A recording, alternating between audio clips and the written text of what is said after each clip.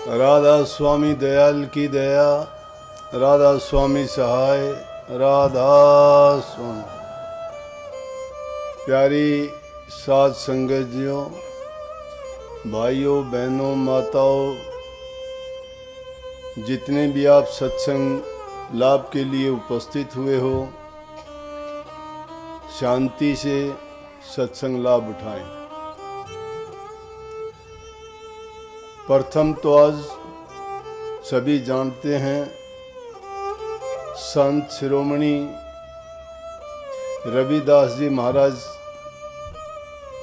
जयंती है। उसकी बहुत बहुत आप सबको शुभकामनाएं। इस महान दिन पर बहुत बहुत आप सबको आशीर्वाद।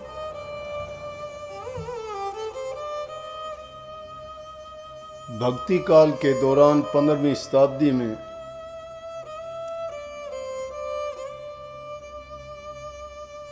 संतों का एक ऐसा समय आया था, एक ही समय में बहुत संत हुए। विदेशियों का राज था, मुगलों ने देश पर अधिकार जमा लिए थे। कुछ उन विदेशी हुक्मरानों की चाहत कि वो यहाँ के लोगों को भी अपने धर्म के रंग में रंग दें, तो हम अपनी संस्कृति से और धर्म के रास्ते पर चलने में काफ़ी परेशानी थी। तो उस दौरान संतों ने प्रगट होके भटके हुए जीवों को सही रास्ता दिखाया। धर्म के मार्ग पर चलाने के लिए उन्होंने नाम, सत्संग, भक्ति, आडंबर जितने भी फैले हुए थे उनको हटाने का कार्य किया। उन्हीं में से संत रविदास जी 1433 ईस्वी के आसपास उन्होंने जन्म लिया। इलाहाबाद के आसपास में कोई गांव था। वैसे तो काशी जी माना जाता है, काशी जी में उनका जन्म हुआ। कबीर साहब भी वहीं थे, एक ही समय में हुए हैं। और रविदास जी लगभग 124-25 साल तक इस दुनिया में रहे और जीवों को चेताते रहे। भक्ति के रास्ते में जाति कोई बाधा नहीं है। जरूरी नहीं कि ऊंचे कुल का, ऊंचे खानदान का या किसी जाति विशेष का ही प्रभु की भक्ति कर सकता है। कबीर साहब जुलाहा जाति से माने गए, नामदेव जी छिपी जाति से माने गए, सैन भगत नाई जाति से माने गए और रविदास जी चमार जाति से माने गए। क्योंकि जिस जाति में जन्म लिया उनको उस जाति का मान लिया। वैसे तो संतों की कोई जाति नहीं होती। रविदास जी ने एक जगह कही भी है कि जात पात मत पूछिए, पूछ लीजिए ज्ञान, मोल करो तलवार कार पड़ी रहने दो म्यान। कि तलवार का मोल करना चाहिए, म्यान से हमें काम नहीं है। संतों ने इस भेदभाव को मिटाने के लिए कहा कि किसी भी इंसान का, चाहे वो दुनिया में किसी जगह भी है या कोई भी जीव दूसरा, देखो कि सबका खून लाल ही मिलेगा। ये गलत बात है। जाति इंसान ने बनाई, प्रभु के दरबार से कोई जाति लेके नहीं आए। और ये जाति पाति की ऐसी दीवार थी उस समय में, लोगों को बांट दिया था। ऊंची जाति वाले नीची जाति वालों से नफरत करते थे। यहाँ तक कि ये तक कहते थे कि इनको भक्ति करने का, शास्त्र पढ़ने का या कोई भी धार्मिक अनुष्ठान करने का अधिकार नहीं है। ऐसे वक्त में ये ऐसे संत पैदा हुए जिस समय में पंडितों का बोलबाला था, एकाधिकार उन्हीं का चलता था और वही वो ये बात कहते थे कि सिर्फ ये हमारा ही अधिकार है, भक्ति करना, शास्त्र का पढ़ना, सत्संग का करना, दूसरे जाति वालों को या शूद्र जाति को ऐसा अधिकार नहीं है। लेकिन इन संतों ने जिनके मैंने नाम लिए, जिनमें मुख्य रूप से रविदास जी, कबीर साहब जी, सैन भगत जी, नामदेव जी, इन्होंने सिद्ध करके दिखाया कि हम किसी भी जाति में पैदा हुए हैं, लेकिन भक्ति करके, प्रभु के नाम को याद करके और उनको प्रकट करके दुनियादारों को दिखा दिया कि भक्ति कोई भी कर सकता है। जिसको कबीर साहब ने कहा कि भक्ति गेंद चौगान की बहू को ही ले जा। भक्ति तो मैदान की गेंद है जिसको कोई भी ले जा सकता है। ये जरूरी नहीं है कि किसी एक जाति से, एक धर्म से या किसी विशेष वर्ग से बंधी हुई चीज है। और इन अपने कर्मों के द्वारा, अपने कृत्यों के द्वारा, अपने वचनों के द्वारा इन संतों ने सिद्ध करके दिखाया कि ना अमीरी की जरूरत है, ना पढ़े लिखे की जरूरत है, ना ऊंची जाति की जरूरत है, अच्छे कर्म करने की आवश्यकता है। जो इंसान नेक कर्म करता है, धर्म से जुड़ता है, पवित्र मन और आत्मा से अगर वो प्रभु के नाम का चिंतन सुमरण करता है, वही प्रभु को प्यारा है। अब कोई ना कोई कारण जरूर था जिनके कारण इनको ऐसी जाति में जन्म लेना पड़ा। जैसे कबीर साहब ने तो अपने शब्दों में स्पष्ट रूप से कहा है कि उनका इस जाति में जन्म का क्या मतलब था, कि जुलाहा क्यों हुए। अगर उनकी वाणियों को ध्यान से और गौर से देखा जाए, किसी भी संत की वाणी को अगर देखोगे तो उनके जीवन का, उनकी शिक्षाओं का, उनके कर्म का, कि उन्होंने क्या कर्म किए थे, उनके विचारधारा कैसी थी, उनकी सोच क्या थी और उन्होंने किस प्रकार से प्रभु को प्राप्त किया, सब अपनी वाणी में वर्णन कर दिया। वैसे ये चीजें न जबान से बताई जा सकती हैं, न कही जा सकती हैं, लेकिन उनसे अपने आप प्रकट हो जाती हैं। कबीर साहब ने तो साफ कहा है कि मेरा जुलाहा जाति में जन्म लेने का कारण क्या बना था। उन्होंने कहा, काशी के हम वासी कहिए, मेरा नाम कबीरा, एक बार मुख से नाम विसारा, जात जुलाहा की ना तना, भाई कौन तनेगा जी। कहते हैं कि एक बार मैंने नाम विसारा था, एक बार गलती की थी कि नाम बिसर गया था चिंतन करते हुए, सुमरण करते हुए, और उसकी सजा मुझे ये मिली कि मैं जुलाहा जाति में आया। होगी प्रकट। रविदास जी कहते हैं नीची जाति, नीची पाती और नीचा कसब हमारा, उनकी दया से ऊंच भये हैं कह रविदास समारा। कि नीची जात थी, नीचा कर्म था, नीचा थारा लोगों में बैठता था, लेकिन सतगुरु की कृपा के द्वारा क्या हालत है कि अब ऊंच हो गए हैं, संत गति को प्राप्त हो गए हैं। उनकी कृपा हुई तो सब लोग चरणामत ले लेके जाते हैं। उनके कारण रविदास जी को आज इज्जत सम्मान जो मिलता है वो उस नाम के कारण मिलता है, प्रभु के नाम का सुमन और चिंतन किया उससे मिलता है। और उनका भी नीची जाति में जन्म का कारण था।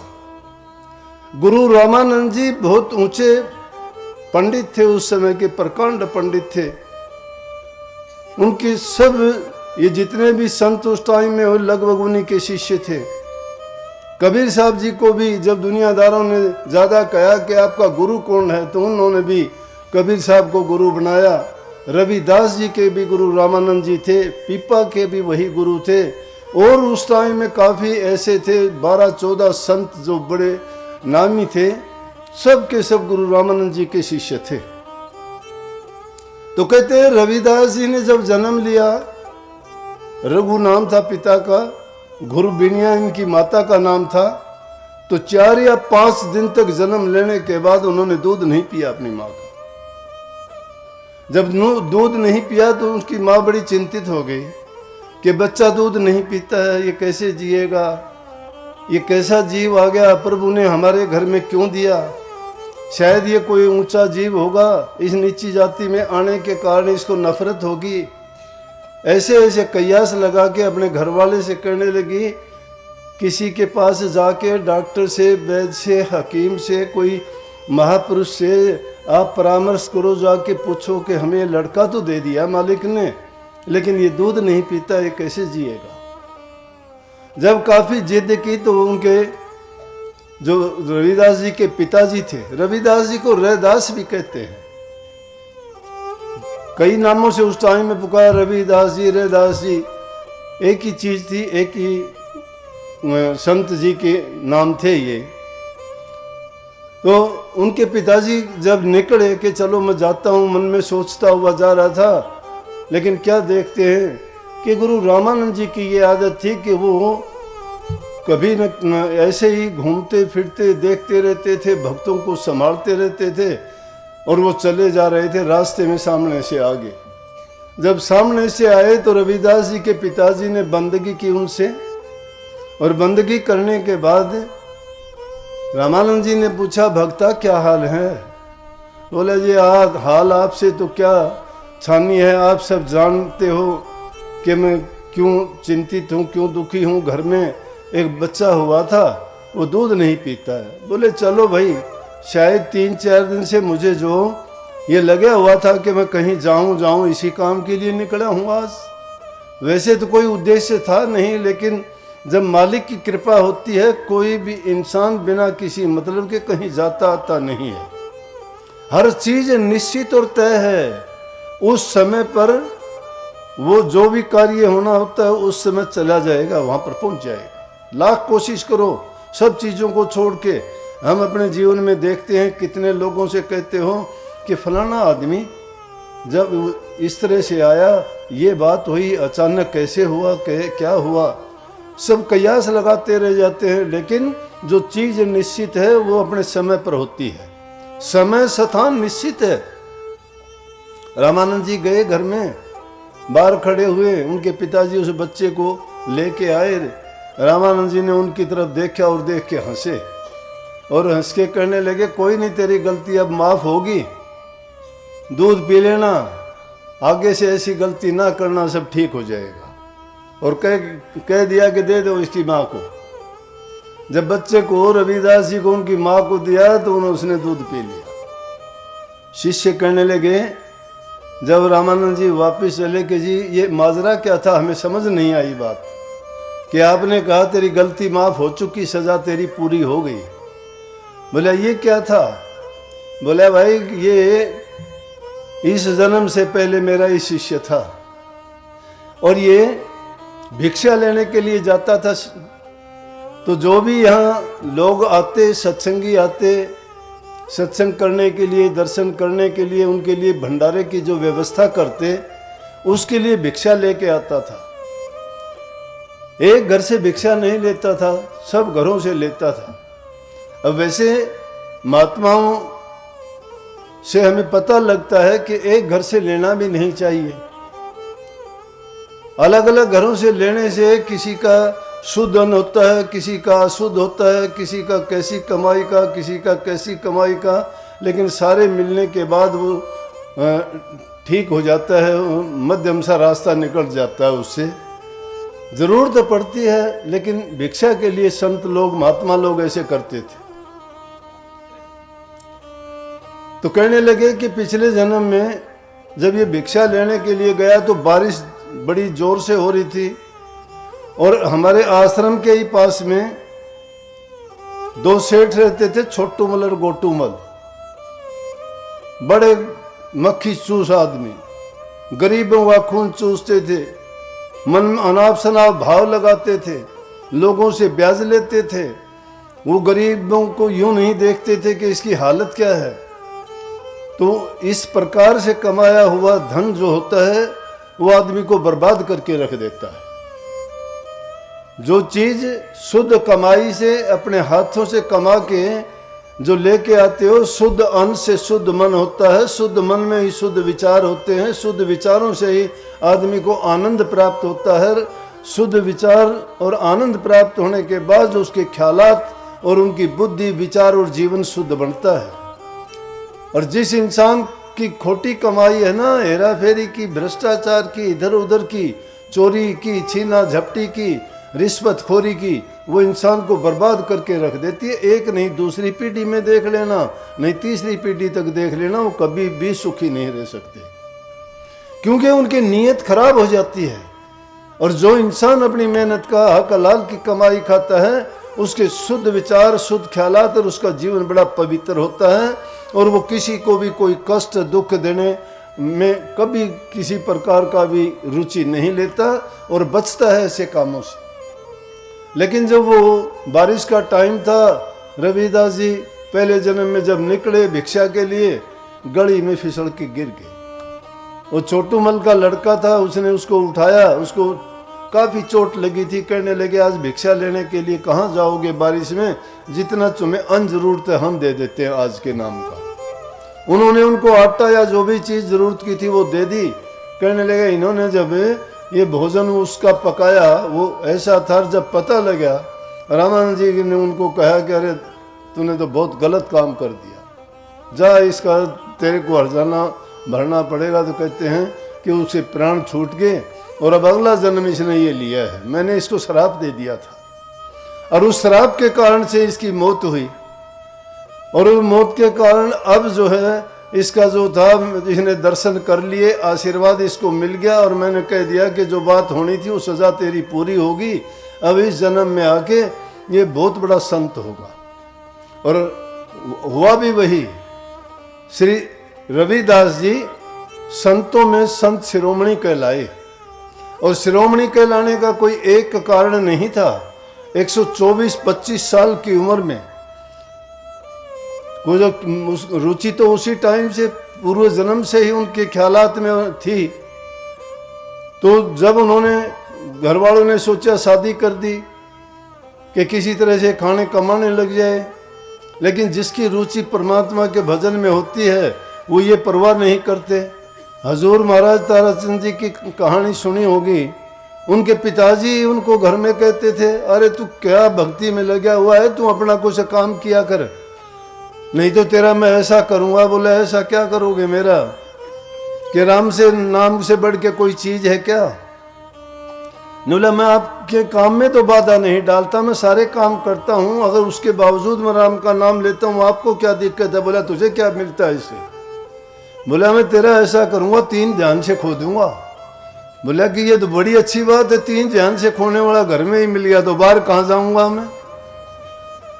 तो कहने का बात यह है कि घर में ही वो लोग पैदा हो जाते हैं, इंसान को भक्ति के रास्ते से हटाने का प्रयत्न और प्रयास करते हैं। उसके लिए ऐसी ऐसी बाधाएं पैदा कर देती हैं जिसके कारण विचलित होकर उस रास्ते को छोड़ना पड़ जाता है, मजबूर हो जाते हैं। ये दुनियादारी ऐसी है, खोटे रास्ते पर चल पड़ो, सारे के सारे आपको मान बढ़ाई इज्जत करेंगे। मंदिर मस्जिद गुरुद्वारे की तरफ जाने लग जाओ तुम, कहा अरे तू भी जाने लग गया, आजकल पूजा पाठ में लग गया। अगर ठेके में जाके वो रोजाना मत्था टेकता है कोई नहीं बोलता उसको, क्या करता है तू। जीवन बर्बाद हो जाता है, बच्चे बर्बाद, घर बर्बाद, और गंदे से गंदी आदत, बुद्धि भ्रष्ट मन में आता है, उसको कहता जगह जगह पिटता फिरता है, और फिर भी उसको कुछ नहीं कहते कोई भी। लेकिन रविदास जी के लिए बात थी, उन्होंने जब से होश संभाला शादी कर दी गई। घर वाले कहने लगे भाई ये ऐसे तेरी पार नहीं जाएगी, तू कमाता कुछ है नहीं, पैसा हमारा है, जूती गांठना जुत्ती बनाना, अपना काम कर, अपना अलग हो जाए, इससे अच्छा। अलग से झोंपड़ी बना ली। मुझे भी अवसर मिला, मैं काशी जी में गया था कबीर साहब का ठिकाना देखने के लिए, कि फिर लेकिन कबीर साहब का देखा और जगह देखी काफ़ी, क्यों काशी जी बहुत पुराना शहर है, ऐसा नगर है, इतना धार्मिक नगरी तो दुनिया में नहीं है कोई भी, जहाँ सभी देवी देवताओं ने आके वास किया, मत्थे टेक के घूमे फिरे। वो बड़ी पावन भूमि है, गंगा बहती है वहाँ से, साथ से ही रविदास जी के आश्रम में ही बहती थी। तो मैं भी रविदास जी के उस स्थान को देख के आया जहाँ बैठ के भजन करते थे, अब भी वो है, अब तो बहुत एक अच्छा मंदिर बन गया, बहुत पवित्र जगह है, तो उन्होंने तो एक झोपड़ी बना ली अपनी, लेकिन पत्नी उनकी अच्छी थी, गार से लीप पोत के अच्छे ढंग से बना दी। वो अपने बैठे ज्योति गांठते थे, उससे कुछ मिल जाता ठीक, और काम कोई करते नहीं थे। लेकिन प्रभु की भक्ति का जब दीपक जलता है तो चाहे महल हो या वो झोपड़ी हो, प्रकाश होता है। और भक्ति एक ऐसा प्रकाश है, वो तो अगर पाताल में भी करोगे तो भी आकाश में जाके प्रकट हो जाएगी। लोगों को आना जाना शुरू हो गया, वो अपने जो भी कोई आता उसी को सत्संग सुनाने लगते, नाम की महिमा गाते, प्रभु की महिमा गाते, मस्त रहते। कोई मिल जाता उससे अपना रोटी दाना पानी चला लेते और मस्त रहते। कितने ही लोग उनके पास आए, लेकिन उन्होंने सिद्ध और प्रकट करके दिखा दिया। जब जैसी जरूरत पड़ी वैसी बात कही। पंडित लोगों ने बड़ा विरोध किया, नवाब को राजा को जाके बहका दिया। अनेक बार ऐसे अवसर आए, ब्राह्मणों ने उनको रास्ते से हटाने के लिए तरह तरह की जिद्दबाजी की। कहते हैं एक बार स्वयं परमात्मा ने ही उनकी परीक्षा लेने के लिए एक साधु का भेष बना के आए और पारस पत्थर लेके कहने लगे कि भाई संत जी, ये पारस पत्थर है, आपकी हालत गरीब सी है, ये अगर लोहे से छुआ दे तो सोना बन जाता है। मुझे तो 1 साल के लिए कहीं बाहर जाना है, मैं कहाँ इसको लिए फिरूंगा, कोई उठा लेगा, कोई चुरा लेगा। आप रख लो इसको, जरूरत पड़े सोना बना लेना, ऐसी आपकी हालत है, वो भी ठीक हो जाएगी। मैं साल के बाद आऊंगा, फिर आपसे ले लूंगा। रविदास जी ने कोई ख्याल ही नहीं किया कि क्या कहते हैं। बोले कि आपको सुनाई दिया? हाँ बोला सुनाई दिया। बोला रख दो, जहां रखते हो वहां आराम से रख कर पहचान करके जाना, आओगे जहां आपको वहीं मिलेगी, मुझे नहीं जरूरत है इसकी। अभी थोड़ी देर पहले एक शब्द गा रहा था ना, उस शब्द में बहुत बड़ी बात, अपने आप भी उन शब्दों में जोड़ के शब्दों के अर्थ को ही बिगाड़ देते हैं। कहते हैं कि ये मीरा ने करे वो हीरे, मीरा ने लिए, राम नाम के हीरे थोड़े हैं। हीरे क्या मायने रखते हैं नाम के आगे? नाम का कोई मोल नहीं, तोल नहीं। हीरे जवाहरात तो मिट्टी है संतों की भाषा में। कैसे जोड़ देते हो उन वाणियों में झूठी साची बात? हीरे मोती और इस दौलत का क्या है? संतों ने तो इसको ठगनी कहा, माया कहा, लुटेरी कहा। ये कोई मायने नहीं रखते संतों के लिए। और रविदास जी ने सिद्ध करके दिखा दिया। बोले भाई महात्मा जी रख जाओ कहीं भी। लेकिन उनके विरोधी थे, वो सुन रहे थे कि ये महात्मा क्यों मिलने आया था, क्या बात कर रहे हैं। उनने सुन लिया, पारस पत्थर दे के जा रहा है। ये देख लिए एक ने छिपके ने कहाँ रख रहा है। बोले कि आज चुरा लेंगे इसका। अब वो ताले थोड़े लगते थे। आए वो चुराने के लिए, रात को उन्होंने हाथ मारा तो क्या देखते हैं, वहां तो सांप आके पड़ा और देख के वो भाग लिए वहां से। क्यों कि ठग और लुटेरे नाम को थोड़े लूट सकते हैं, सच्चाई को नहीं लूट सकते। अंग्रेजी में कहावत है ना, ट्रूथ फियर्स नो एग्जामिनेशन। सच्चाई की परीक्षा नहीं हुआ करती। तो 1 साल हो गया पूरा, रविदास ने संभाला, धूल मिट्टी चढ़ गई झोपड़ी में, उस पर भी चढ़ गई। 1 साल के बाद आके देखा, वही कुंडा, वही चमड़ा, वही रापी, वही आर और वही जूती गांठ रहे हैं। बोले रविदास जी ये क्या? मैं आपको देके गया था। बोले क्या? बोला पारस। ओ बोला कि हाँ जहाँ रखा था देख ले वहीं होगा, मैंने नहीं छुआ। अगर ले लिया किसी ने मुझे नहीं पता। उन्हें जाके देखा, झटका के देखता है तो वो मिट्टी से लथपथ वहीं पे रखा है। बोले आप भी कमाल हो रविदास जी। बोला मुझे इससे क्या करना है, मुझे जो कुछ मिला है जूती के गांठने से मिला है, और मुझे जिस चीज़ की जरूरत हो तो इस कटौती में ही सारा कुछ पूरा हो जाता है। जो चाहूँ उसने उनको कह दिया कि ये चीज़ क्या मायने रखती है, जो चीज़ है उसके लिए काम करना चाहिए महात्मा जी। वो तो स्वयं प्रभु उनकी परीक्षा लेने के लिए आए थे। बोले कि धन्य है तुम, और तेरी भक्ति भी धन्य है। और उनको आशीर्वाद दे के गए। कुछ दिन के बाद में आप ये कहावत बड़े खूबी से सुनते आए हो, कितने चमत्कार थे उनके जीवन में। एक पंडित लोग जा रहा था जूती गठवाने के लिए, कहने लगा कि आज तेरे को भी ले चलूं गंगा जी, पूरी सारा दिन इन्हीं में लगा रहता है जूती गांठने में, कभी गंगा में भी स्नान कर लिया कर। बोला कि हमें कहाँ फुर्सत मिलती है, हम गरीब आदमी मजदूरी करके खाते हैं। पंडित जी आप ही चले जाओ, फिर एक करना मेरी भेंट दे आना। बोला क्या भेंट है तेरी? दे ला, याद रहेगी तो दे दूंगा। तो 2 पैसे थे वो दे दिए। वो लेके गए, पंडित जी ने जाके स्नान किया। स्नान कर बोला कि शर्त है देना जब गंगा माई हाथ फैला के ले, नहीं तो नहीं देना। पंडित जी गए, गंगा जी में स्नान किया, सारे काम करने के बाद जब वापस चलने का टाइम आया तो याद आई, ओ जेब में उसके पैसे तो रह गए। बोला कितनी उसने बात कही है कि हाथ फैला के, गंगा माई क्यों हाथ फैलाएगी? हमने तो कभी देखा नहीं कि हाथ वो बाहर आती भी है, हाथ फैलाती है या नहीं। लेकिन चलो उसका देख लेंगे ये भी। जाके और कहा कि गंगा माई रविदास ने ये 2 पैसे भेंट के लिए आपके भेजे हैं, लेकिन कहा यह कि हाथ फैला के ले तो देना। तो कहते हैं कि गंगा माई के जल में से हाथ निकला, उन्होंने पैसे रखे, हैरान हो गया। वो देखता ही रह गया। आवाज आई कि पंडित जी अभी रुकना। एक बहुत चमकीला बहुत सुंदर कंगन लाके उसके हाथ पे रख दिया कि रविदास जी को ये देना। ये इंसान बड़ा बेईमान है, इसकी मुंह दी खोपड़ी है। कबीर साहब कहते कबीर ओन दी खोपड़ी धापी कभी न हो। ये मोदी है इसलिए कभी भरती नहीं है, यूं होती तो भर जाती है। उसने सोच लिया रविदास को क्या पता है, कंगन ऐसा कंगन उसको थोड़ा देना है। बस गंगा स्नान करके बराबर से निकल गया। रविदास बोले पंडित जी स्नान कराए? बोले हाँ कराया।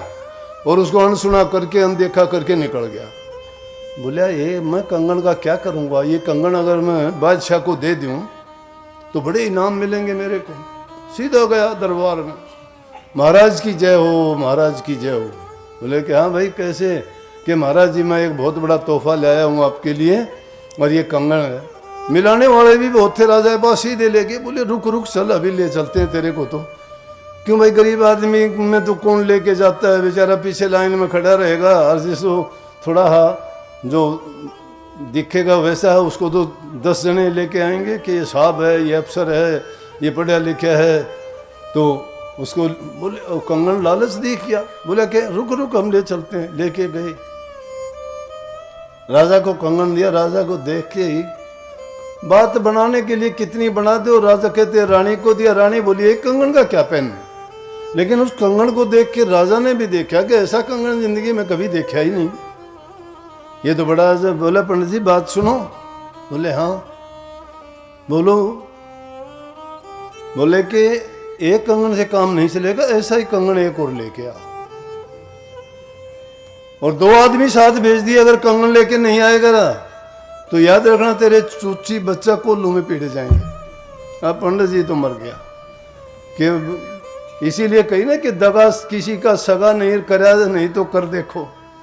दगा किसी का सगा नहीं है, जो जिसके साथ दगा करेगा परमात्मा उसका बदला ले लेगा। तुम भोले हो, तुमसे धोखा करेगा, धोखा करने वाले पर ऐसी मार पड़ेगी कि उसके पास जवाब नहीं होगा। ये चिंता ना किया करो। कबीर साहब कहते कबीर आप ठगाइए और ना ठगिए कोई, आप ठगाए सुख होतर और ठगे दुख होए। खुद ठगे जाओ कोई बात नहीं है, तुम ना ठगो किसी को। तुम ठगोगे ना तो तुम्हें बहुत दुख होगा, और तुम ठगे गए तो कोई दुख नहीं है। सुख होगा तुम्हें खुद ठगे गए तो। इतबार आना बड़ा मुश्किल है, कठिन है, क्योंकि हम तो हाथ ही हाथ देखते हैं, और हाथ ही हाथ जो काम होते हैं उसका स्वाद एक बार तो अच्छा ही लगता है। अरे जो कड़वी गोली भी खिलाता है उसके चारों तरफ मिठास लगाते हैं गोली, डॉक्टर लोग भी मुंह में लेते हो, कड़वी नहीं लगती। थोड़ी सी देर मुंह में रख के जाट से चबा लो तो क्या हाल होगा। वही वह मिठास बार से एक बार दिखाई देता, बाद में बड़ी कड़वाहट होती है उसकी। इसलिए ये धोखा दगा छड़ कपट बेईमानियां करके तुम जीवन बिताते हो ना, ये अपनी कब्र खोद लेते हो। किसी के साथ धोखा करोगे, तुम्हारे साथ ये ना सोचना कि तुम कामयाब होगे, नहीं, सोच लेना कि तुमने बड़ा जुल्म कर लिया है, और वो जुल्म तुम्हारे सामने खड़ा होगा एक दिन और तुम्हें बर्बाद करेगा। जो इंसान ऐसा महात्माओं ने इसीलिए तो जीवन संवारे लोगों के, जो उनकी आज्ञा में चले उनके जीवन संवर गए। तो अब पंडित जी कहने लगे भाई और तो कोई रास्ता नहीं है, रविदास जी के पास चलो। जाके कहने लगे रविदास जी माफ कर दो, पैर पकड़े गिड़गिड़ाने लग गया। दरबारी लोग साथ में कि कहीं भाग ना जाए। बोला रविदास जी माफ कर दो। बोले भाई क्या बात है, बता, मेरा तो कोई कसूर भी नहीं किया। संत तो मार खा के भी खुश होके अगले को दिखा देते हैं कि ना भाई मैं तुझे कुछ नहीं कहता, लेकिन जिसने कर्म कर लिया है वो कर्म का फल बना चुका है, वो बचेगा नहीं। संत ना कहो, लेकिन जिसने कर्म कर लिया उसने कर्म फल बन गया उसका। खुद परमात्मा भी आ जाए वो भी नहीं बचा सकेगा उसको, मैं बताऊं, चाहे कितनी भी बात हो। हाँ बच सकता है, वो भी मैं बता दूंगा, इलाज है। बच कैसे सकता है कि जो कर्म जिस जबान से गंदे बोल रहे हो तो जबान से उसकी बढ़ाई करो। तुमने पाप किया है तो उस पाप की बजाय हजारों गुना पुण्य करो। तुमने धोखाधड़ी करी है तो उससे कहीं अधिक तुम उससे पुण्य के कार्य करो, तो तुम्हारा वो पाप कर्म हल्का हो सकता है, नहीं तो बच नहीं सकते। कर्म इसीलिए कहीं ना, कर्म की मार रुका न पुकार। कर्म की जो मार पड़ती है उसमें रुका पुकार नहीं है। और जब ऐसी नियत और ऐसे कर्म हमारे हैं और उनका कर्म फल भोगते भोगते जीवन बीत जाता है, तो प्रभु और प्रभु के नाम की भक्ति कैसे करेंगे? नहीं हो सकती। संत कोई मूर्ख थोड़े थे, फटे हाल, खाने के लाले, फिर भी मस्त है। ना कुछ खोने का डर है, ना कुछ पाने की लालसा है, मस्ती में जीवन बीतता है। जो कह देता है उसी को कहते हैं हाँ भाई तू सच्चा है, बोल दे, बोलो कुछ भी बोलो। वो कहते मुड़ के जवाब नहीं देते, वो जानते हैं। ना समझ जो आदमी होते हैं वो ऐसी मूर्खता करते हैं, और वो उनको कह के अपने आप को बड़ा वो मानते हैं कि मैं बड़ा ताकतवर हूँ, मैं बड़ा ज्ञानी हूँ, मैं बड़ा समझदार हूँ, मैंने ये बोल दिया, मैंने वो कह दिया। ये नहीं सोचते कि तूने अपना बर्बाद कर लिया। तो रविदास जी के पास जाके गिड़गिड़ाए। रविदास जी उसी प्रेम से बोले बच्चा क्या बात है, बोल भाई पंडित जी क्या बात, आज ऐसे कैसे? आप तो बड़े खुश थे, गंगा स्नान करके आए थे। बोले पंडित जी माफ कर दो, बड़ी गलती होगी मेरे से, भूल हो गई। बोला क्या भूल होगी? बोले इस तरह से मैं आपके पैसे दिए थे, गंगा माई ने आपको कंगन देने के लिए कहा था, मैं लालच में आ गया, मैं राजा के पास चला गया, राजा ने मेरे से दूसरे कंगन के लिए, मैं अब कहाँ से लाऊं, ऐसा कंगन तो दुनिया में कहीं मिलता ही नहीं है। बोले अरे भगत कोई बात नहीं, चिंता ना कर, इसमें हाथ मार ले। जिसमें चमड़ा भिगोते हैं कहना उसको कठौती कहते हैं। बोले इसमें हाथ मार ले। हाथ मारा तो क्या देखता है, कंगनों से भरा पड़ा, वो एक ही निकालना, ज्यादा नहीं, एक ही निकालना। जब उन्होंने एक निकाला, निकाल के देखा, उसी तरह से चमचमाट पैर पकड़े, बड़े दरबारी भी देखते रह गए। इतना कुछ होने के बावजूद उन्होंने कुछ नहीं कहा। जब इतनी बात जरूर कही कि मन चंगा तो कठौती में गंगा। मन चंगा किससे होता है? हरि नाम के सिमरण से होता है। वो नाम हमें भी मिला है, गुरु ने हमें नाम की दीक्षा दी है। उस नाम की कमाई अगर करोगे तो हमारा मन भी पवित्र हो जाएगा, रूह हमारी साफ हो जाएगी। हमारे अच्छे विचार ही हमें त्यारते हैं, बुरे विचार हमें डबोते हैं।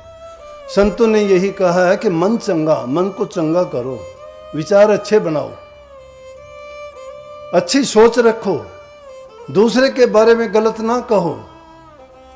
फायदा क्या मिलेगा? सोचो तो अपने बारे में सोचो, कमी देखो तो अपनी देखो, उनको कैसे बेहतर करें ये सोचो। संतों का उपदेश सुन के उस उपदेश को अंगीकार करो, उस पर चलने का प्रयास करो। अगर जीवन सफल ना हो तो फिर दोष देना भाई संतों को। संत साफ बात कहते हैं, दूसरों के हित की बात कहते हैं, उनका कल्याण और उनके जीवन को संभालने की बातें करते हैं। वो लेके गए राजा, चलो बड़े। तो इस प्रकार से, इसी तरह से कितनी घटना हुई। कमाली भी जो थी कबीर साहब की लड़की थी, ज्ञान उनको रविदास जैसे मिला था। कबीर साहब की चिल्ली नहीं, शिष्या नहीं थी वो। और कैसे बोया था? अब कहीं कुछ कह देते हैं, कहीं पीपा का नाम लेते हैं, लेकिन बात हुई थी कबीर साहब की ही।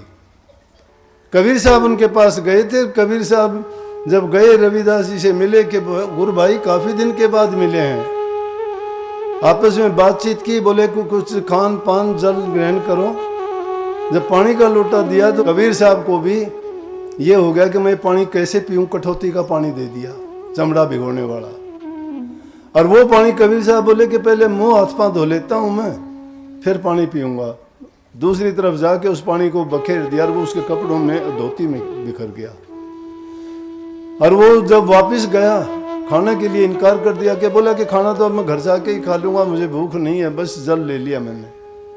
घर गया तो उसकी लड़की कमाली कपड़े धो रही थी। कबीर साहब ने कपड़े बदले और कहने लगे, बेटी धोती पर भी कुछ दाग है, इसको भी धो देना।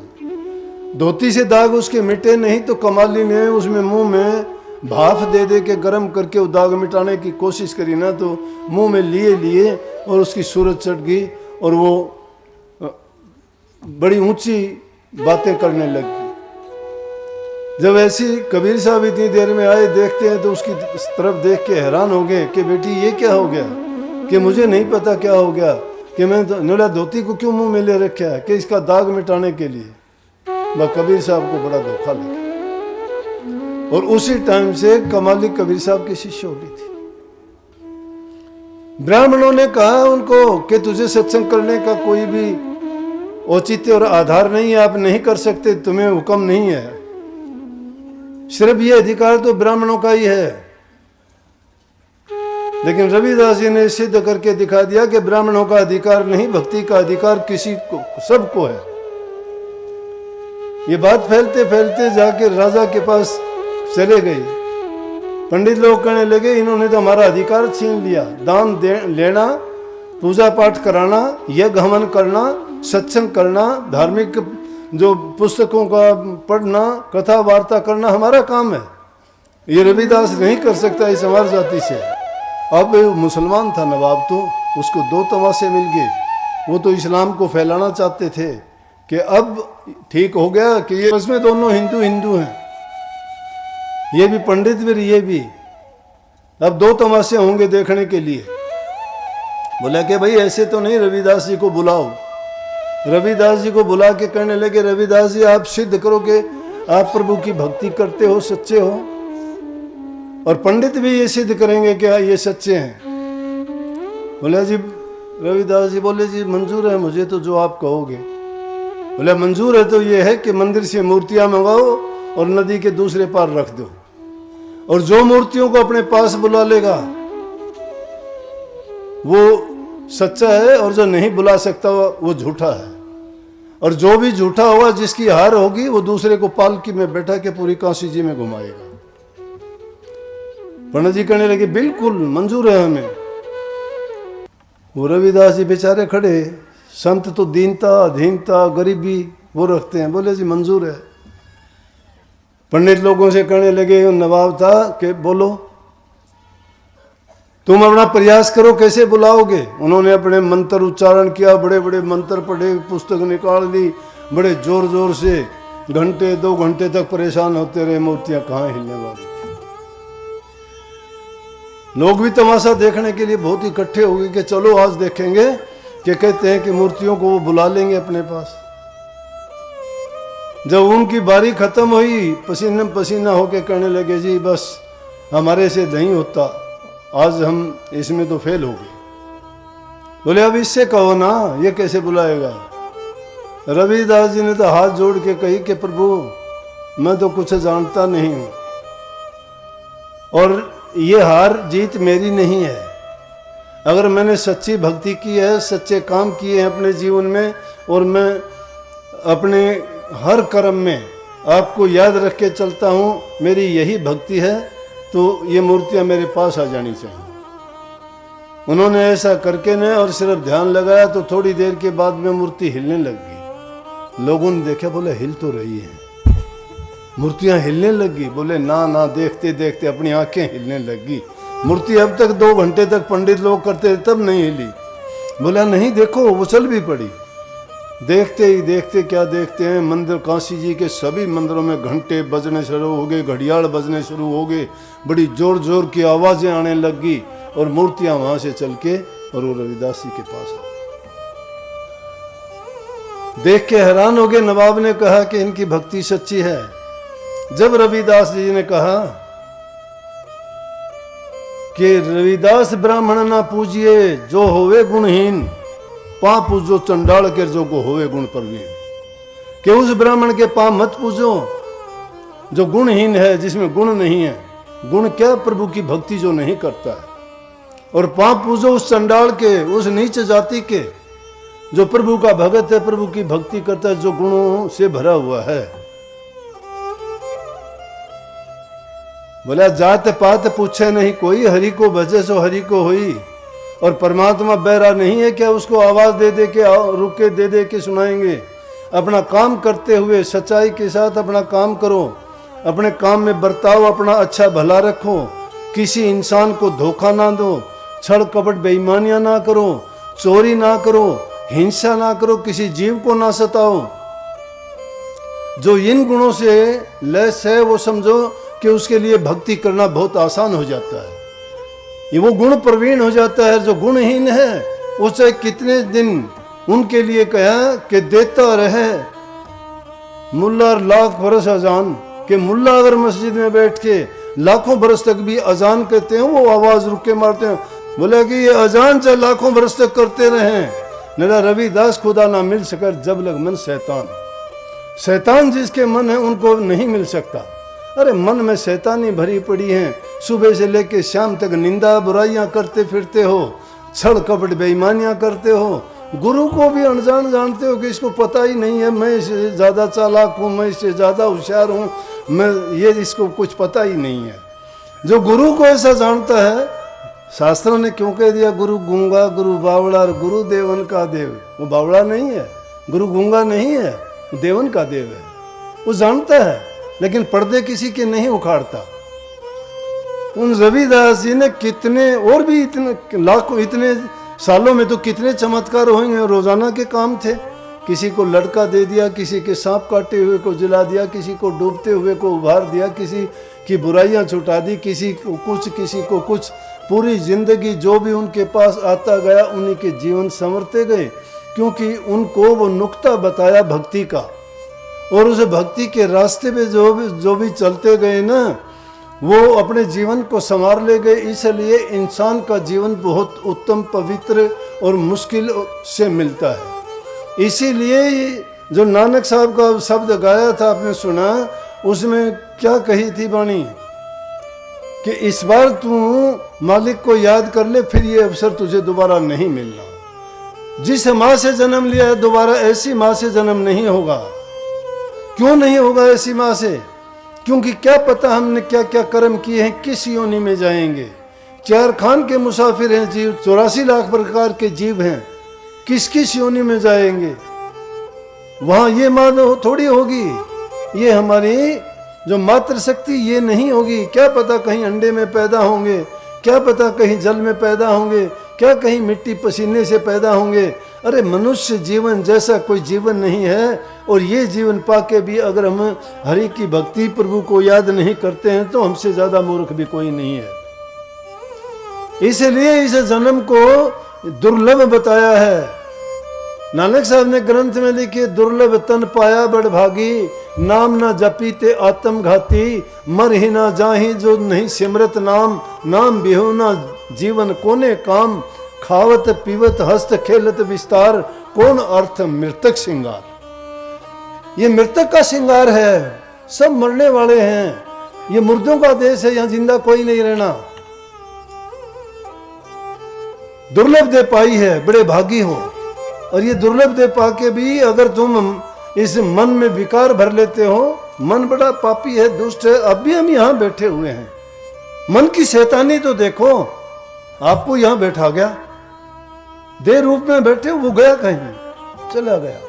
कोई भैंस को बांध रही है, कोई ताड़ा बांध रही है, कोई बच्चों को इंतजार कर रही है, कोई कुछ कर रहा है। घूम फिर के वो फिर आ जाएगा, फिर यहां बैठ जाओगे। सत्संग में नहीं हो, सत्संग में तो देह बैठी है, मन शैतान तो गया यहां से। इस मन की शैतानियां नहीं रुकती हैं। जब उसकी शैतानियां रुक जाएंगी, फिर भक्ति के मार्ग पर चल पड़ोगे। लूटता है वो, कहीं काम का फंदा डालता है, कहीं क्रोध का डालता है, कहीं लोभ का डालता है, कहीं मोह का डालता है। अगर सत्संग में आते हो तो मैं कहता हूं अपनी 4 चीजों को खुला रखा करो। एकाग्रचित होकर बैठा करो, एकाग्रचित। वही एकाग्रता तुम्हें ध्यान के लिए रास्ता सिखा देगी। चाहे तुम्हारी तरफ से कुछ भी होता रहे, कोई के कईयों का तो दिल ही नहीं लगता, नुगरों जैसा व्यवहार करते हैं, कभी उधर देखा कभी उधर देखा। उनके लिए बोले जो नुगरा सत्संग में आवे, कड़वे कड़वे त्योर लखावे, वो रहे लड़न ने त्यार, नुगरा ना मिलियो, पापी मिलो हजार, नुगरा ना मिलियो। ये नुगरे लोगों के काम होते हैं। तो नंबर 1 शिथिर होके बैठो, नंबर 2 मन को टिका लो, ना जान दो बार इसको, ये भागेगा ना, इसकी आदत है भागने की, उड़ता है, भागता भी नहीं, उड़ जाता है, इस पिंजरे को यहीं छोड़ जाता है कि उसको पता है बैठा रहने दे इसको। तो सत्संग होके भी यहां से चले जाओगे तब भी आपको नहीं पता क्या कहा था, क्या बोला था, क्या करना है क्या नहीं करना है। खा लिया पी लिया बैठ लिए उठ लिए, एक दिन गुजर गया, अरे बहुत कीमती समय था। एकाग्रचित होके बैठो, आंखें खुली रखो, जो चीज तुम्हें खुली दृष्टि से मिल जाएगी वो कहीं नहीं मिलती, बंद आंखों से नहीं मिलती। ये बात अगर मैं वहां पर्दे के पीछे बोलूंगा बात में आनंद नहीं आएगा। इन आंखों को नजदीकी चाहिए, नजदीकियां। दूर बैठे वो सोचते हैं वो आगे बैठ गए, हम वहां बैठने चाहिए थे। आंखों को खुला रखो, उसी तरह हृदय को भी खुला रखो, उसके फाटक बंद ना किया करो। उसके बंद कर लेते हो, बात जाती है इस कान में से, यहां से बाहर आ जाती है ना, बंद कर दिया करो। जैसे प्रकार से कबीर साहब ने कही कि आज जा सतगुरु नैनन में नैन झाप में लूं, ना मैं देखूं और को ना तो ही देखन दूं। इन नैनों में इस प्रकार से कैद कर लिया करो देख के कि ना तो खुद देखो, क्योंकि अच्छी चीज हो वो बंद करके न और करड़ी कर लेते हो, नाड़े के नीचे भी दबा लो कि कोई काट लेकर दे, है ना। इसलिए शिथिर होके बैठो, आंखें खुली रखो, हृदय को खुला रखो और उन चीजों का संचय करो।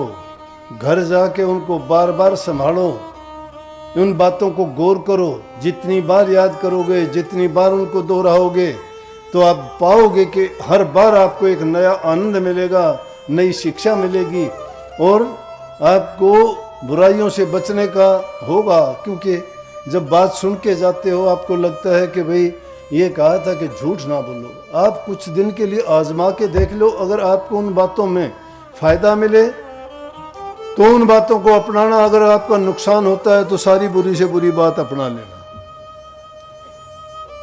ये मन तो इस संसार में, इस माया के देश में भटक जाता है, भटक जाता है, चुंदिया जाती है इसकी आंखें। यहाँ मेला लगा हुआ है, मेले में तरह तरह की चीजें हैं, एक देखते हो वो चीज नहीं भाती, दूसरी को देखते हो वो अच्छी लगती है, आगे देखते हो उससे भी अच्छी लगती है। और फिर उनके रस, उन रसों के हम आदी हो जाते हैं। उन रसों को पाके सोचते हैं कि हमें इसमें बड़ा आनंद मिला, लेकिन उनमें आनंद नहीं है। नीरस जब तक हो जाओगे, नीरस कोई रस ही नहीं आना। क्यों साधु महात्माओं ने कहा अगर उनको 4 सब्जी दी तो चारों मिला के खा ली, अगर फीकी दी तो फीकी खा ली, अगर मीठी दी तो मीठी खा ली, स्वाद उनका एक ही है। इस पेट को भरने के लिए, सिर्फ काया को जिंदा रखने के लिए खाते हैं, ना कि इसको ईद के बकरे की तरह पालते हैं। हम तो लापरवाह होकर जो मन में आता है खाते हैं। जो इस प्रकार के खाने का हमारा कोई ठिकाना नहीं, सोचने का ठिकाना नहीं, टाइम के हम पाबंद नहीं, जब इन सारी चीजों को भुला देते हैं तो समझो कि हम रास्ते से भटके हुए हैं। उस रास्ते पर लाने के लिए संतों का सत्संग, उनकी शिक्षा हमें बार बार ये याद दिलाती रहती है। तो ऐसे महान संत रविदास जी जैसे, जिन्होंने कितनी गजब की बात कही कि थोथी बातें हैं दुनियादारी की, इन थोथी बातों को पिछोड़ने से कुछ नहीं मिलेगा। आपको एक अमूल्य चीज मिली है और वो है प्रभु भक्ति के नाम का नुक्ता, और वो है सूरत शब्द का योग। और उसका पहला तरीका है कि नाम का सिमरण। मैं कहता हूं कि ध्यान बेशक ना करो, लेकिन अगर सिमरण तुम्हारा पक्का हो गया तो ध्यान अपने आप ही खींचा चला आएगा। ये तो बाल्टी से रस्सी बंधी हुई है, वो पानी में पड़ी हुई है, तुम अगर रस्सी को खींचोगे तो बाल्टी पानी से ही भरी आएगी, खाली नहीं आएगी। अगर तुम नाम के सुमन को कर लोगे ना, पक्का ध्यान तुम्हारा अपने आप लग जाएगा। तुम्हें ये कान आंख बंद करने की भी जरूरत नहीं पड़ेगी। कबीर साहब ने क्यों कही कि आंख ना मूंदूं, कान ना रोंदूं, काया कष्ट ना धारूं, खुली आंखें हंस हंस देखूं, सुंदर रूप निहारूं। जब नाम का सुमन करते करते तुम इतने लोलीन हो जाओगे, तुम्हारी आंखें भी खुली रहेंगी, बैठे भी किस ढंग से हो पता ही नहीं होगा, और तुम शिथिल हो जाओगे, एक ही जगह से पत्थर की मूर्ति है। ध्यान और क्या है? आंखें कान बंद करके ध्यान में बैठोगे तो कयास लगाओगे, कुछ का कुछ सोचते रहोगे, मन में भागते रहोगे, विचार कहीं कहीं के होंगे, ख्याल कोई कोई होगा, और नाम ध्यान का होगा। लेकिन सच्चा ध्यान तो लगेगा नाम का सुमन करते करते। इसीलिए रविदास जी ने कही कि पिछोड़ो रे जामन निजकन होई, थोथा जिनी पिछोड़ो रे, पिछोड़ो निज कण जिसमें है उस चीज को पिछोड़ो। पिछोड़ना कहते छांट लेना। इसीलिए कही संत ऐसा चाहिए, छाछ जैसा स्वभाव होना चाहिए, थोथी चीज को उड़ा दे, सार को ग्रहण कर ले। इसलिए कही रविदास जी कहते पिछोड़ो रे जामन निज कण होई, जिसमें निज कण है उसको पिछोड़ो। थोथा पिछोड़ने में क्या मिलेगा? वो कहते हैं थोथा पंडित थोथी वाणी, थोथी हरि बिन सभय कहानी। थोथा पंडित भोग विलासा, थोथी आन देव की आशा, मन वचन कर्म कहे रविदासा। मन वचन और कर्म से पवित्र होने की बात कही। ये पूजा पाठ, ये बाहर की बातें करते हो, ये लौकिक भक्ति है। उसको करके हम सोच लेते हमने बहुत कुछ कर लिया, लेकिन वो प्रैक्टिकल नहीं है, दिखावा है। दुनियादारी में मान सम्मान जरूर पा जाओगे, लोग कहेंगे फलां आदमी ये ऐसा है, फलां आदमी बहुत भक्ति करता है, बड़ा दान करता है, बड़े भंडारे चलाता है। अच्छी बात है वो, मैं ये नहीं कहता कि गलत है, अच्छी बात है। वो करता है, वही करते करते एक दिन सही रास्ते पे आ जाएगा। उसको अच्छा करते करते गुरु भी मिलेगा, नाम भी मिलेगा, करनी भी करेगा, उसका बेड़ा भी पार हो जाएगा। करो कुछ, बुराई से बचो और अच्छाई के रास्ते पे चलो। तो रविदास जी ने भी इसी बात पर जोर दे के कहा कि तुम्हें जो मिला है निज कण की बात उस नाम से ही है। सब चीजों को भूला करो, नाम को याद रखा करो। नाम को अगर याद रखोगे थोड़ी सी तकलीफ होती है। आप कहते हो कि जी गुरु के पास जाते हो, उनसे कहते हो मेरा ये हो गया, मेरा वो हो गया।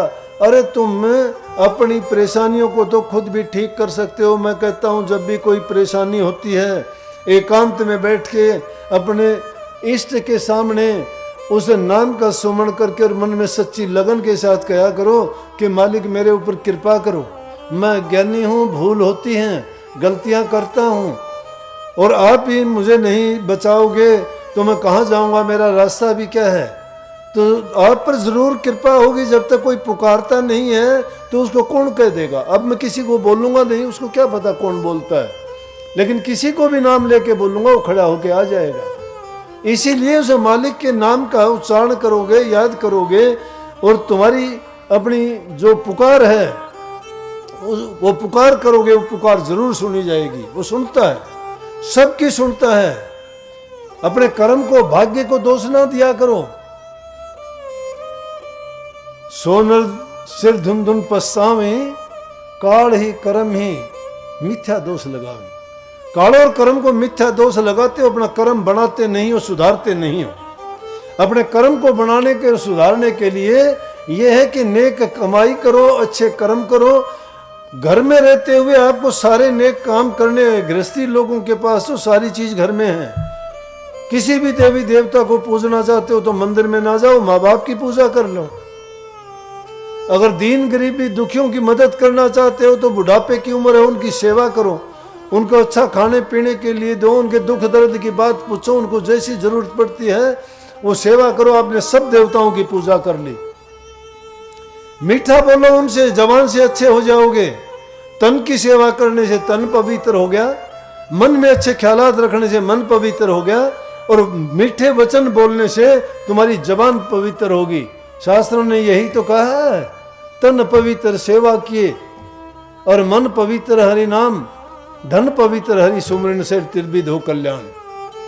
तीन ही तरीके हैं तो जीव का कल्याण होना है। तीनों चीज करने के लिए कहीं बाहर थोड़ा जाना है। गृहस्थ में रहते हुए हमारे पास सभी चीजें ऐसी हैं, हमें बहुत अच्छा मौका मिला है। सभी काम सोच विचार के साथ अगर करें, अच्छे करें, किसी का बुरा ना करें, सबका हित करें। और कोई कर भी देता है हमारे साथ बुरा तो उसको भी माफ करें। बड़ी अच्छी सी बात है, उसमें दुखी नहीं होगे। दुखी इंसान कब होता है? किसी की चीज को अपने मन में लगा लेते हो। जो तुम्हारी कदर नहीं करता तुम उसकी कदर ना करो। अगर तुम ऐसा करोगे तो तुम्हारा चिंता बन जाएगी, वो तुम्हारा सुमरण वही बन जाएगा। जो तुम्हें याद नहीं करता तुम उसको याद ना करो, क्योंकि उसको तुम्हारे से प्यार नहीं है, तुम्हारे ऊपर श्रद्धा नहीं है और ना तुम्हारे ऊपर विश्वास और यकीन है। जिसका यकीन, विश्वास और श्रद्धा होगा वो उसे ना जुदा हो सकता है, ना भुला सकता है और ना उसको छोड़ सकता है। ये सच्चा प्यार है। सच्चा प्यार ही भक्ति का सही रास्ता है। उस सच्चे प्यार के लिए दुनिया को त्याग सकता है। मीराबाई क्या आज गीत गा रहे थे? मीराबाई ने क्यों कहा, कितने शब्द हैं कि माँ मुझे हार श्रृंगार प्यारे नहीं हैं, मैं ये सारे वस्त्र त्याग दूंगी, मैं लोगों की खुशियां छोड़ दूंगी, मुझे भाई बंद परिवार की जरूरत नहीं है, मेरे तो गुरु रविदास जी हैं, मुझे वही प्यारे लगते हैं क्योंकि उन्होंने मुझे इस जीवन का राज समझाया है। उन्होंने लाख मना करने के बाद भी कहते हैं ऊंचा खानदान है, ऊंची जाति है, राजपूत घराने से है, कहाँ चमार गुरु बना के तू ये करती है। मीराबाई कहती है कि गुरुओं की जाति नहीं होती, मेरे गुरु के समान दूसरा गुरु नहीं है। वो रविदास चमार नहीं, वो खुदा का रूप है। तुम नहीं समझते, तुम नहीं जानते, और मैं उनके लिए अपने प्राण तक न्योछावर कर सकती हूँ। ये प्रेम है, शुद्ध और पवित्र प्रेम है। छूटा क्या उससे? लेकिन लालच और स्वार्थ के साथ जो आदमी जुड़ता है, ना उसका प्रेम है, ना श्रद्धा है, ना विश्वास है। जिसका श्रद्धा है उसको चैन पड़ जाएगा। तुम्हारा पति रूस के चला जाए तुम्हें नींद आ जाती है? माँ का बेटा अगर निकल जाए उसको चैन पड़ता है? पुत्र चाहे कैसा भी हो, उसको पिता से बिछड़ के उनका पुत्र चला जाए, पिता आराम से रह सकता है, क्योंकि प्रेम है। और प्रेम नहीं है तो कहेगा कि मरने दे मुझे क्या।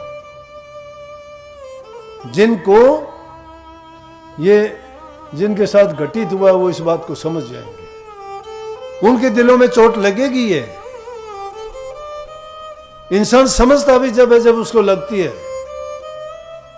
लेकिन ये मन शैतान, मैंने बताया ना, जब ये मन शैतानी पर उतरता है, ये लालच के पल्ले पर बंध जाता है। इसको अपना लालच, अपना स्वार्थ, इसको दुनियादारी की चाहत और कुटुंब परिवार की बातें अच्छी लगती हैं, गुरु की बातें तेल के छींटे लगती हैं, वो अच्छी नहीं लगती। जब गुरु की बातें बुरी भी अच्छी लगे, गुरुमुख का दर्जा बड़ा ऊंचा है। गुरु की बात चाहे कैसी भी हो, तुम्हारे हित की बात है। खोटे मंदे बचन कर शिष्य नहीं मानना, दुख कहे कबीर संसार में सो कहिए गुरुमुख। गुरुमुख वो है, गुरु ने खोटी कह दी तो भी आह मेरा हित कर दिया, गुरु ने अच्छी कह दी तो भी ओह गुरु की मौज है। समझ गए? अच्छी कह दी तो उसमें गफलत में ना हो ना, बुरी कह दी तो घबराओ ना। अच्छा किया तुम्हारे कोई कर्म काट दिए, कर्म काट दिए। गुरु जानता है कि किसके कर्म कैसे काटे जाते हैं। वो शब्द है मैंने उसमें लिख रखा है कि गुरु जब प्यार करता है तो आनंद के कोठे भर लो, और गुरु जब धमकाता है तो समझ लो कि पूर्व जन्म के जो कर्म थे वो काट दिए हमारे। जब ऐसी समझ और शिष्य अपने मन में उतार लेता है, उसके कर्म वाक्य में कट जाते हैं और वो शिष्य भी सही पाता है। तो आज विशेष रूप से ये संत रविदास जी के बारे में सत्संग था, लेकिन उसके साथ साथ मैंने जीवन सुधार की, मनुष्य के कल्याण की, बुराई छोड़ने की, सेवा की, भक्ति की बातों को जोड़ के आपको कुछ बताने का प्रयास किया। मालिक आपको सद्बुद्धि दे, भक्ति के रास्ते पे चलाए। सतगुरु आप सब पर कृपा करे और आपके मन को शुद्ध और पवित्र बना के भक्ति में लगाए, जिससे आपका कल्याण हो, हित हो। बहुत बहुत सबको राधा स्वामी।